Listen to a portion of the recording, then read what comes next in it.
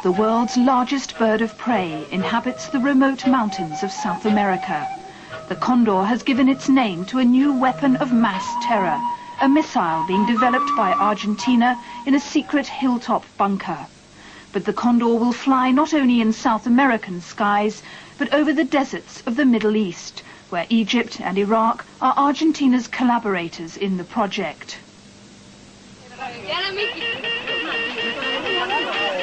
Here, a chemical attack is Israel's nightmare. Her army trains for such an emergency. They fear that a Condor missile equipped with a poison warhead could be aimed at Israel's cities.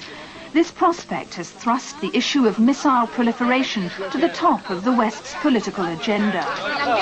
The acquisition of the ballistic missile capability is on the march, and therefore there is more attention being paid to this. It's probably one of the reasons that we're having this interview right now. There is much more of an interest in the acquisition of this ballistic missile capability by countries that didn't have it before. And then you take not just the ballistic missile capability, but add a chemical warhead to that. And the two, unfortunately, are beginning to merge. And by having a chemical capability on the top of a ballistic missile, you have real problems and a potential for real destabilization regionally as well as globally. This is the story of a top-secret missile named the Condor, a weapon which could revolutionize warfare here in the Middle East, where two countries, Iraq and Egypt, are building this missile. The Condor was conceived and developed in Argentina, and it could pose a threat to the Falkland Islands and to Britain's interests too. The West has tried to stop what it fears will be a deadly marriage between chemical weapons and rocket technology. But the Condor is well down the road towards completion, thanks to European companies and European scientists prepared to risk the consequences of selling their expertise to build this missile.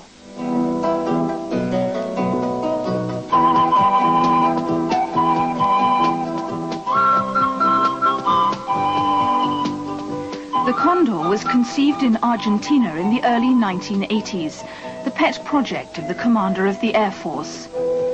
A site was chosen in the province of Cordoba. Argentina's observatory and satellite ground station are conveniently nearby. The military control the billion-pound program based at Faldo del Carmen in the Sierra Chica Mountains. Here, a series of reinforced bunkers have been built deep into the mountain. Inside are laboratories for assembling and testing missile parts. According to locals like Pascual Suez, who was a labourer on the site, the works director was a German. It was widely known locally that Faldo del Carmen was a missile factory. The building work started with moving earth, then laying the foundations. There were at least 8 or 10 buildings, and it took 3 years to build, finishing in 1986. It was the German who was the boss. He managed everything: materials for the site, transport. Computers were brought in on closed trucks and containers. Nobody knew a thing. The nearby resort town of Alta Gracia saw an influx of foreigners, engineers and scientists brought in to provide the technical know-how and logistical support to build the missiles. Up to 150 people from Germany, France and Italy arrived. Many of them stayed in the Sierras Hotel, according to the works manager there. We didn't have any contact with them. We just saw them around. They used to leave at 7 in the morning by coach to work at Falda del Carmen. We knew they were scientists because they wore identity cards. The order to put them up in the hotel came from the presidential palace, from Buenos Aires. In 1985, the Argentinians displayed an early version of the Condor 1A, at the Paris Air Show. They claimed it was for civilian uses, for meteorological research. Since then, this prototype's been developed into a missile, the Condor 2. Condor 2 is a ballistic missile fired from a ground launch vehicle. It has a 2-stage rocket to be powered by solid fuel motors. The missile's guidance system is preset before launch, and at the back, fins and nozzles help control the flight direction. After launch, the first stage falls away. The second stage propels the rocket on. Kondor can carry a warhead of up to 500 kilos. It has a range of 1,000 kilometers and is accurate to within 750 meters.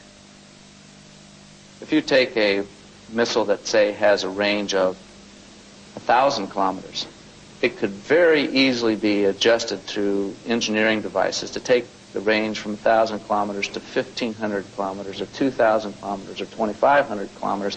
And then you have countries that possess these weapons really having potential to destabilize much beyond the region. It concerns me about the Kondor missile as well as other missiles that have this capability. Theoretically, Kondor could carry a nuclear warhead, but it's more likely to have a chemical or explosive warhead. A chemical warhead is simple to make. An outside casing containing, for example, a nerve agent and a bursting charge to disperse the contents. But Argentina is developing a high explosive, a state-of-the-art conventional warhead for Kondor. As the missile nears its target, fuel explodes, creating temperatures of 2,000 degrees, suffocating people on the ground. Submunitions, small bomblets spray out, devastating strategic installations. Such a warhead might be aimed at Port Stanley or the Falklands runway. We have to consider that it might be used against the Falklands. It would be a very stupid weapon with which to pursue a claim to the Falklands.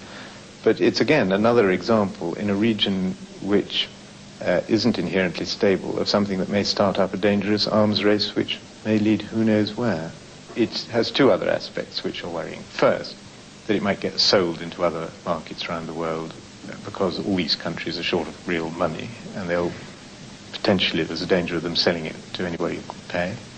And second, according to the Argentinian press, the partners, Egypt and Iraq, are Middle Eastern partners, and that is, of all regions, the region where it's easiest to imagine a scenario where the introduction of medium-range rocketry leads pretty swiftly to war.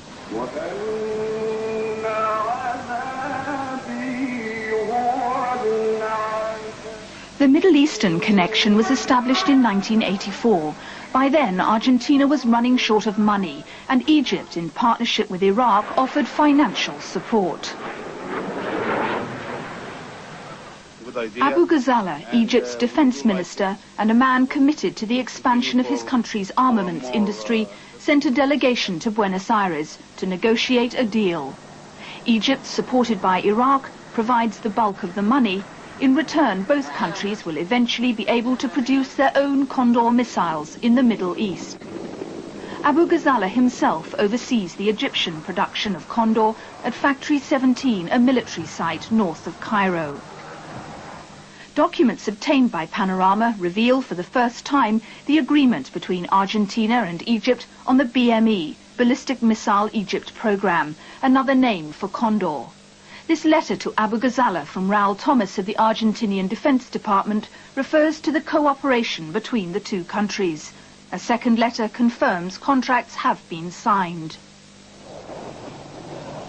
Intelligence sources fear that Iraq's participation in the Kondor project is linked with her interest in chemical warfare. These pictures were taken at Halabja, the Kurdish town captured last year by Iran in the Gulf War. Iraqi jets dropped nerve agents and mustard gas on the people. When the poison clouds cleared, hundreds of bloated bodies littered the streets. Kondor could drop hundreds of kilos of deadly nerve gas on civilians. Iraq has shown its willingness to use not only chemical weapons, but missiles too. Scud rockets were fired against Iran in the Gulf War.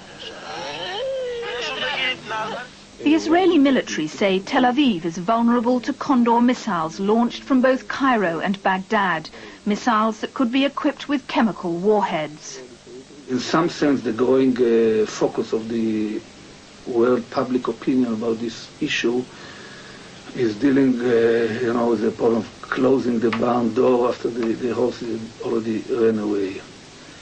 But the use of these missiles during the Iraq-Iran war and the use in the same war of chemical warfare agents, even if not by missiles, makes the whole problem more severe and more serious for the future.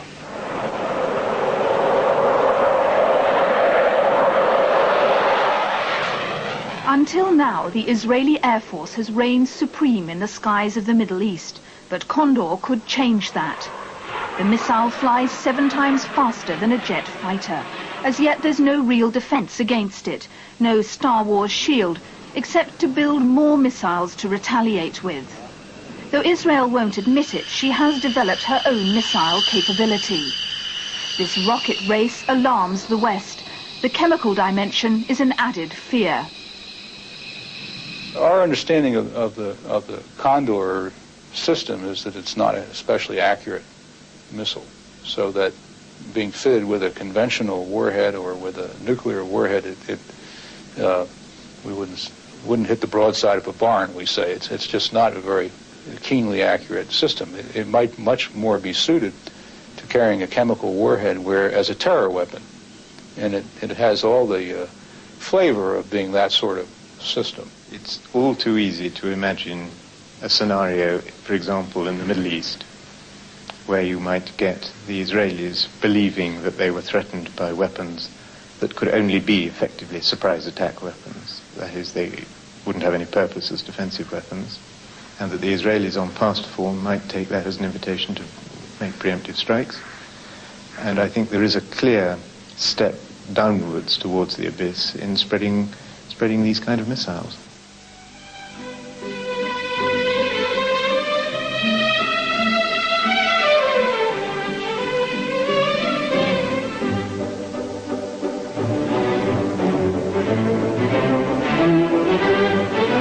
The Kondor story begins in 1980 on the shores of a Swiss lake. This is Zug, a peaceful canton which owes its prosperity to discreet Swiss banking. From here, a group of companies affiliated to the German conglomerate Bohlen Industries provided technology for the Kondor project. Outside a large house above the lake, signboards proclaim the home of Consen SA, its sister company EFAT and subsidiary Desintec. Consen's staff are somewhat shy of publicity. Excuse me, I wonder if you can give me any information about this company, Consen. I can't give you any information, I'm sorry. Consen's headquarters in Zug are at the heart of a network of companies set up to service the Kondor project. Companies in Argentina, Germany, Monaco, Austria, Jersey, even one in England. For 7 years now, intelligence agencies in Britain, America and Israel have been trying to piece together the jigsaw of the Consen connections, to find out exactly how Western missile technology is being diverted to build the Kondor.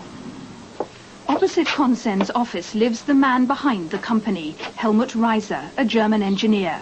He was at home when we tried to ask him about Kondor. He didn't seem keen to speak to us either. Mr. Reiser has extensive contacts in Argentina. He set up the original Kondor deal. Intelligence sources call Reiser and his colleagues techno-mercenaries, men willing to sell their expertise for the highest price. They're obeying the oldest commandment in the arms market, which is that if you don't sell, somebody else will. If there's money to be made, I might as well be the one to make it. That's the general attitude. And clearly that's what was happening here. In all their public statements, the individuals who are supposed to be involved have always said that what they do with the missile isn't our business. In the letters confirming the cooperation between Egypt and Argentina on the Kondor missile deal, EFAT, Consen's sister company, is named as general contractor. Around 1984, the Argentine program became fairly well known in missile circles, and the foreign engineers that were most heavily involved, apparently from West Germany, began to bring the two countries, Egypt and Argentina, together. In the one, they had a client who wanted to build a missile, and in the other, they had a nation without the technology, but who wanted to buy. And the Germans seem to have been the key brokers there, although both governments clearly were very interested themselves. By the mid-1980s, the Washington administration and its Western allies realized they no longer controlled what had been an exclusive missile club. Alarmed about Third World missile proliferation and concerned at the part played by European companies in transferring technology, they decided to act. In 1985, the United States administration persuaded Western governments to lay down informal guidelines to stop the spread of missile technology to third world countries. And in April 1987, President Reagan announced that 7 industrialized nations, including the USA, Britain, Germany and Italy, had signed a formal missile technology control regime. The MTCR, as it's called, requires its signatories to impose export controls on the technology needed for missiles. It was intended to stop countries like Argentina from developing projects like the Condor. The MTCR may have slowed such programs down, but it hasn't stopped them. It is a good faith effort to move forward and say, how can we deal with this in a collective way? I can say this, that if we did not have the missile control regime, the situation would be far worse than it is today. The situation has gotten worse in a sense, but it would have gotten much worse if we did not have this regime that is seriously looking at the problem, offering remedies. Until recently, Dr. Steve Bryan headed the Pentagon Department, which polices the transfer of missile technology. An impossible task, he says. Each country has different export restrictions, and existing laws can't prevent the transfer of knowledge or restrict the movement of individuals. I'm not clear in my own mind the degree to which we in the West are really serious about controlling missile technology. I think we're serious about trying to convince the public that we're controlling missile technology, but if we want to be serious, we sure are doing it the wrong way. In terms of implementing a regime that can work. The Missile Technology Agreement is a promise without institutions. It's a promise without laws, and it's unenforceable. The countries developing Condor and the techno-mercenaries of the Consen group were determined to get round the new rules. Last summer, California was the scene of a daring attempt to smuggle missile components out under the noses of the US authorities.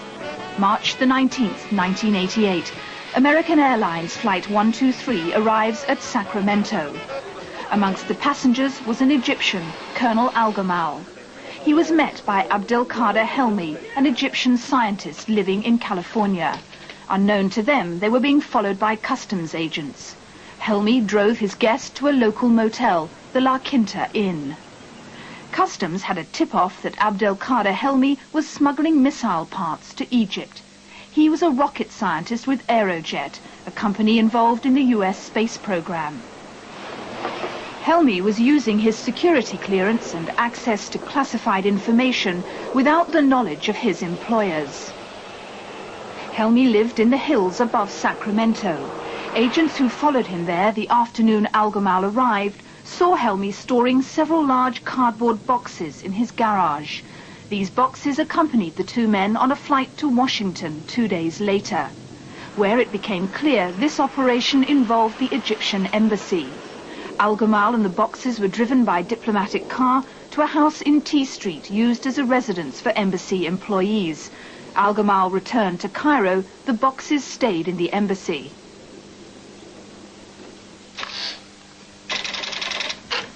A court order allowed customs to tap Helmi's phone. Panorama has obtained the transcripts of Helmi's conversations with his control, Colonel Yusuf, an Egyptian diplomat in Austria. Helmi complained the shipping clerk at the Egyptian embassy was asking awkward questions. I told him these items are controlled. They can't be exported outside the USA. I told him if they knew I'm buying it to export, I'll be thrown in jail. I said to him, we're acquiring the material for a special purpose, and no one knows about it except the minister. The minister is believed by intelligence sources to be a reference to Abughazala, Egypt's defense minister. Phone taps, surveillance and a painstaking examination of Helmi's dustbins revealed an extensive shopping list of chemical and technical components. In the words of one expert, a complete package to build or upgrade a tactical missile system. The companies that Helmi approached were unaware that the materials were destined for export for a third world missile program. The content of the boxes was revealed as carbon-carbon, a material that wraps around the missile's nose to protect it from the intense heat of re-entry.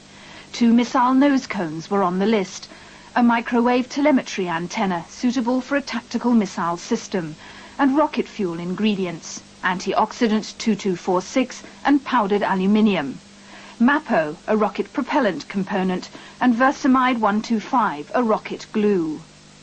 As soon as we realized the technology, we knew we were doing something very large. And when we introduced or were able to identify the fact that you had diplomatic type ties to it, we knew that it was a very sensitive investigation. Customs had to act when phone taps revealed the boxes had been taken to Baltimore Airport. They were seized as they were being loaded onto an Egyptian Air Force flight to Cairo. Helmi will stand trial in August for conspiracy to violate export control laws. Abughazale's part was played down. Egypt's a major US ally. The affair was embarrassing for both countries. Carbon-carbon is used at the 2 hot ends of the missile, the re-entry vehicle and the engines, the guidance systems down by the engines, the steering vanes and such. Those are 2 key areas, and there are no easy substitutes. There are no other obvious technologies to turn to, and these are not things that third world countries can manufacture themselves. They've got to get it from somewhere.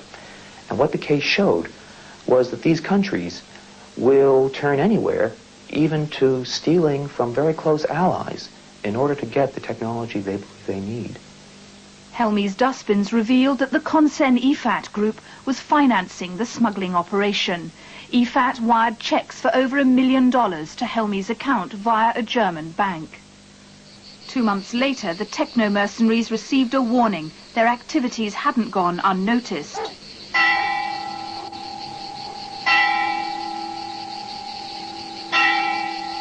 "3 a.m. on May the 8th, 1988.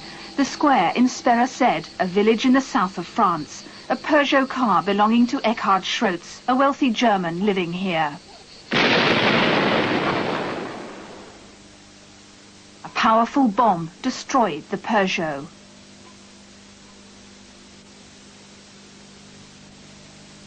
La voiture a littéralement explosé. The car literally exploded, and my car next to it caught fire. The police carried out an investigation, but we weren't told anything. Mr. Schrotz is a German businessman who's lived here quite a few years. He has a company called Consen, with a head office in Monaco. He was the real target of the attack. This is the home of Eckhard Schrotz. There are no pictures of this shadowy German engineer who took over from Helmut Reiser as Consen's general manager. Intelligence services say Schrotz is the Mr. Fix-It of the Kondor project. An obscure group, the Guardians of Islam, said they planted the bomb because Schrotz sold rockets to Iraq, the enemy of Iran. But some believe Mossad, the Israeli Secret Service, was responsible. Whoever it was, the message was clear: stop the Kondor project.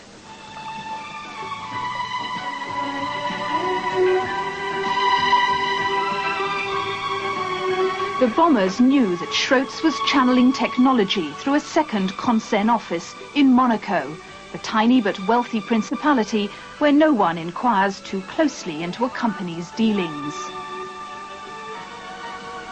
Schrotz entertained engineers and military officers from Argentina and from Egypt at the Beach Plaza Hotel. Kondor clients prepared to pay many times the going rate for missile technology.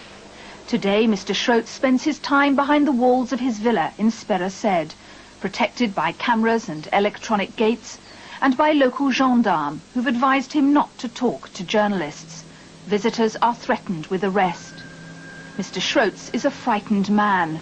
So too is his caretaker, the man who normally drove the Peugeot. Listen, when you see your car burning in the middle of the night, it has an effect on you. I can't say anything because I don't want it to happen again.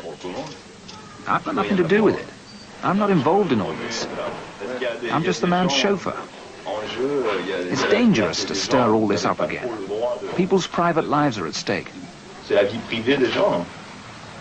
Since the car bomb, the Consen Group worldwide has tried to keep a low profile. But we've traced 9 companies, 4 in Argentina, 5 in Europe, involved in the Kondor project. Consen and IFAT, the main companies, are still based in Zug. But a third company in Salzburg, Austria, is now active in the missile's development. This company is called Delta Consult. Good afternoon. We're from the BBC. We visited Delta Consult in Salzburg. We understand that this company is involved with the Kondor project with missile technology. This is definitely not. Not true? Not true. Do you have any connection to the Consen Group? No, definitely not. To IFAT? No, definitely not. But Austrian business registers confirm the major shareholder in Delta Consult is IFAT.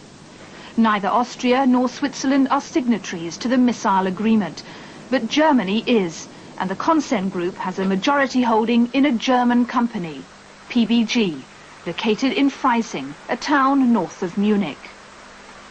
Intelligence services believe these Consen companies have acted as a conduit for technology and expertise from some of Europe's biggest defence contractors, who've supplied the launch truck for Kondor 2, elements of the guidance system, the engines and the specialist fuels needed for them, and equipment for assessing the missile's performance.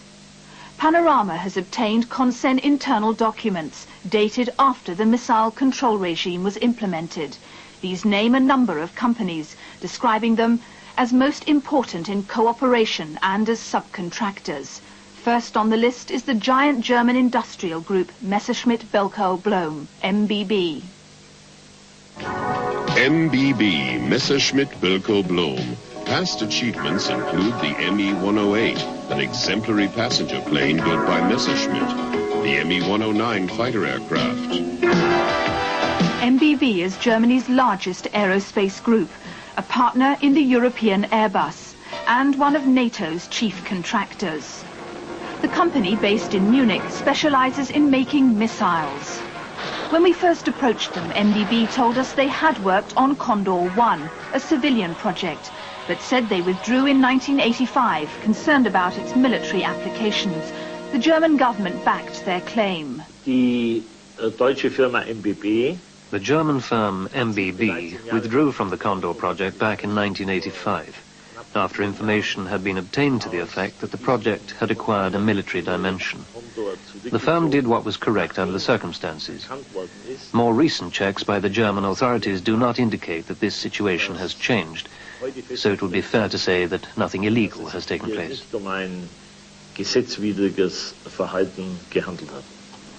But despite German assurances, the Israeli government, for one, believe MBB has not severed all its links with Kondor. We do know that Messerschmitt Bölkow Blohm, the MBB West German firm, is the overall responsible for the overall planning of the project and for various systems in it. Do you have evidence that MBB has been involved in the Kondor project? I have no evidence here in this room, but it is well known. I'm sure that every intelligence service in the Western world might find the evidence very easily. MBB dispute this accusation of continuing involvement in the Kondor project. But Panorama understands the part they've played is more significant than they're prepared to admit. One of the company's divisions, MBB Transtechnica, specializes in missile programs and technology transfer. It provides rocket testing laboratories and specialist engineers. To begin with, Transtechnica worked openly on Kondor. But even after MBB say they began to pull out of the project, sources in the company say this division continued work in Argentina without the MBB chairman's knowledge. Transtechnica delivered a laboratory for measuring the missile's ballistic curve and worked on Kondor's warhead.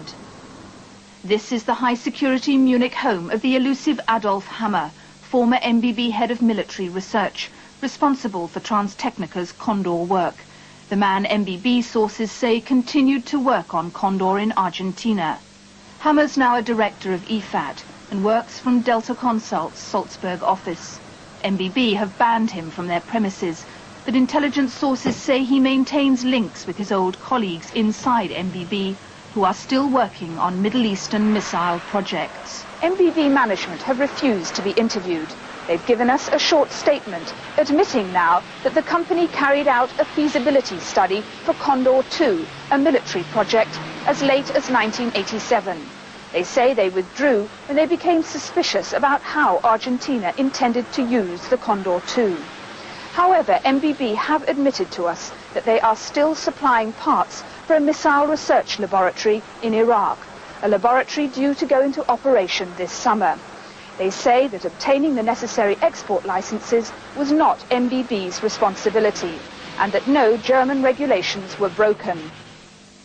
The Iraq Missile Laboratory MBB is involved in is near the town of Mosul. This top-secret site is called SAD-16. These pictures were taken secretly at SAD-16. Iraq claims the project's a civilian one, but Western agencies say it's a research laboratory for Kondor and other missiles. This plan of SAD-16 shows launch pads, wind tunnels, a hangar for prototypes and chemical laboratories. The building work, begun in 1983, was supervised by a German company, Gildemeister Projector. Panorama has obtained a copy of the contract for SAD-16. In it, the Iraqi government confirms Gildemeister and its partner, MBB, will provide technical assistance in research and development. Attached is a detailed list of laboratory equipment, which experts say could be applied to missile research and production. Gildemeister say they obtained government clearance for what they believe to be a civilian project. Yet MBB and Gildemeister are supplying apparatus including equipment for studying aerodynamics, fuel production, the flight path of missiles, antennas and microwaves. Back in Germany, MBB kept the SAD-16 contract secret, even from some members of the board like Klaus Merens, the representative of IG Metall, the metalworkers' trades union. He heard rumours MBB had supplied rocket laboratories to Iraq and to Egypt. We asked for information about these exports of MBB, and we got information from the management, of course confidential information, and we heard that MBB was involved in transferring technology which at least could be used and was intended to be used for military purposes, especially in a number of countries in the Middle East. And what did MBB say was the reason that they were still involved in this trade after Germany had signed a missile technology control regime? Well, concerning these countries in the Middle East, they said that this again went back into the past and was not under responsibility of the present management, and they themselves felt concerned about that. They would like to move out of this business, but were not able because of obligations they had according to the treaties they signed. So the contracts are still ongoing? It seems they are. I think we're going to have more information in the very near future, but it seems that the contracts are still valid and still going, yeah. Why don't they cancel those contracts? Well, again, we were told that this would cost the company a large amount of money, and for this reason it's not possible to withdraw from these contracts immediately. The German Export Bureau polices the transfer of military technology, including that covered by the missile agreement. December's revelations that German companies were involved in a Libyan chemical weapons plant at Rabta caused this office and the government acute embarrassment. A note on a computer reminds them of that. The government says checks are tighter now, penalties tougher. With missile components, staff check export applications against equipment controlled under the MTCR agreement. But a missile consists of hundreds of parts, many with civilian as well as military uses. This office depends on companies telling them what the parts going to places like SAD-16 are intended for. Do you think the government knows of MBB's involvement? If so, why hasn't it acted sooner?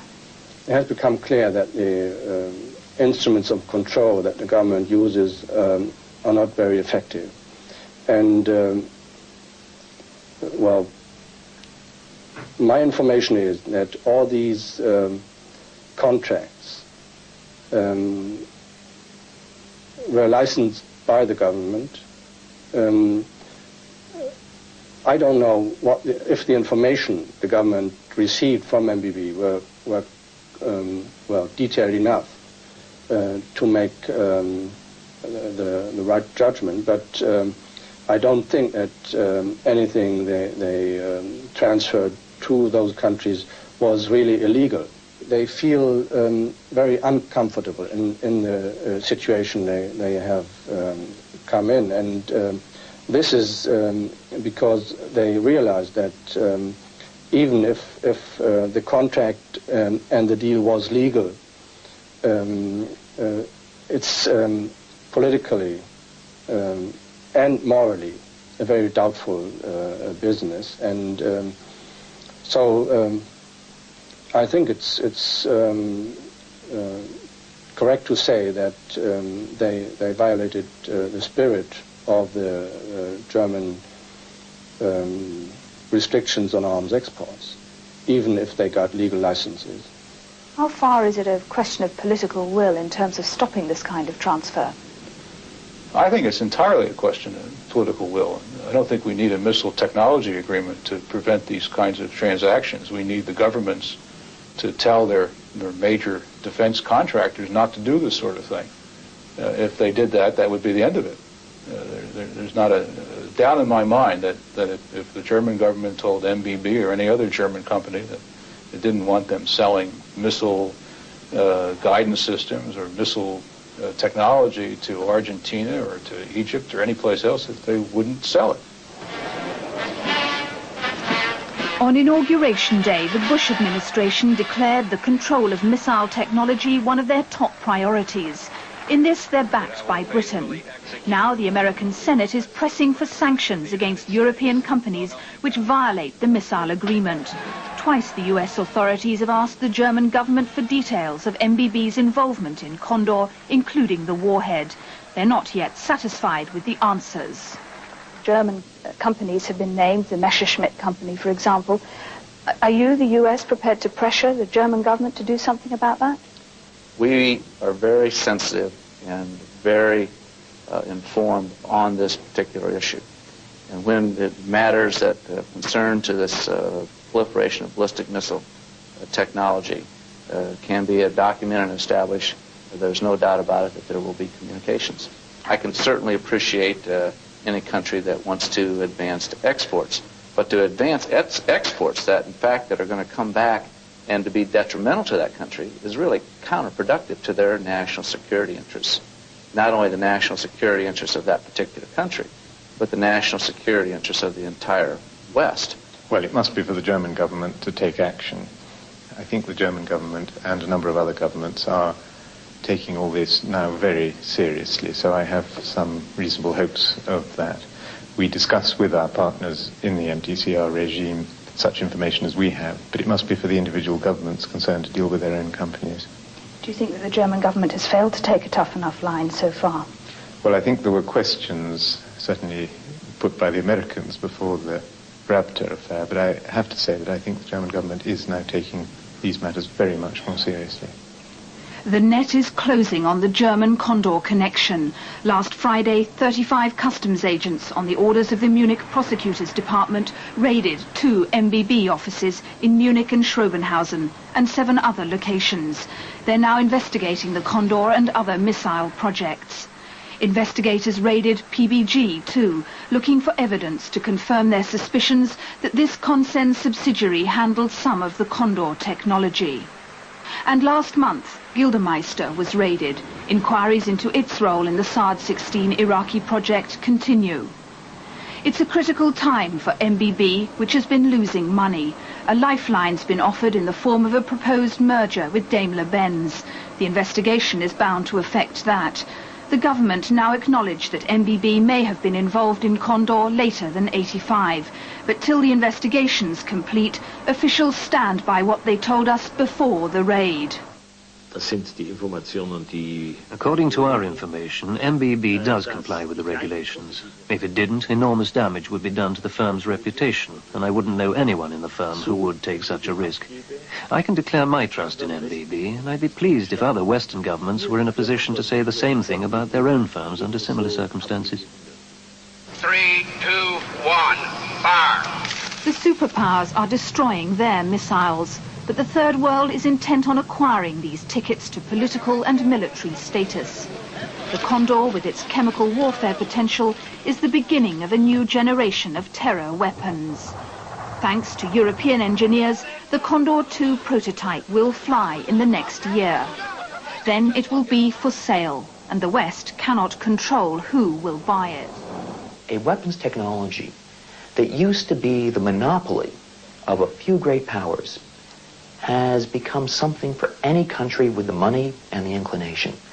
Now there are about 20, 25 third world countries trying to get exactly the same capabilities. And when they have that capability, the international balance of power will shift, and it'll shift forever.